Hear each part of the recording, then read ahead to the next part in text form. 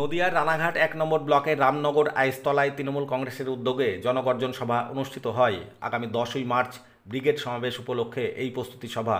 এই জনগর্জন সভায় উপস্থিত ছিলেন রাজ্যের প্রাক্তন মন্ত্রী রাজীব বন্দ্যোপাধ্যায়, মেন্টর বাণী কুমার রায়, দীপক বসু, তাপস ঘোষ, দেবাশিস গাঙ্গুলি সহ স্থানীয় নেতৃত্ব। প্রধান বক্তা রাজীব বন্দ্যোপাধ্যায় কেন্দ্র সরকারের কড়া সমালোচনা ও ব্রিগেড সমাবেশকে সফল করার আহ্বান জানান।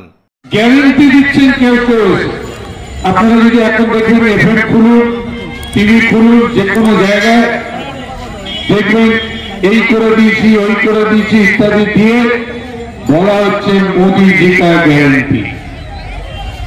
কিন্তু কোথায় গ্যারান্টি? সরকার যে আশা নিয়ে এসেছিলেন, আজকে সেই আশা কি পূরণ করতে পেরেছে? আজকে বেকার যুবকরা সব থেকে বেশি হতাশ। স্বাধীনতার পরে বেকারত্ব চরম মাত্রায় পৌঁছে গেছে। জিনিসপত্রের দাম কোথায় পৌঁছে গেছে দেখুন।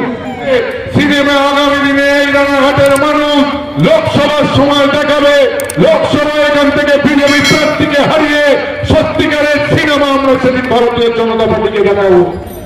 তাই আমি আপনাদের অনুরোধ করব, 10 তারিখ সবাই মিলে একটা দিন স্যাক্রিফাইস করুন, একটা দিন স্বার্থ ত্যাগ করুন, একটা দিন মমতা বন্দ্যোপাধ্যায়, অভিষেক বন্দ্যোপাধ্যায়ের ডাকে একটা দিন সবাই মিলে পায়ে পা মিলিয়ে, হাতে হাত মিলিয়ে বাংলার এই বঞ্চনার বিরুদ্ধে, বাংলার পেটে লাথি মারার বিরুদ্ধে, বাংলার এই অবহেলা করার জন্য তার বিরুদ্ধে প্রতিবাদ জানিয়ে সবাই একজোট হয়ে ব্রিগেডে চলুন।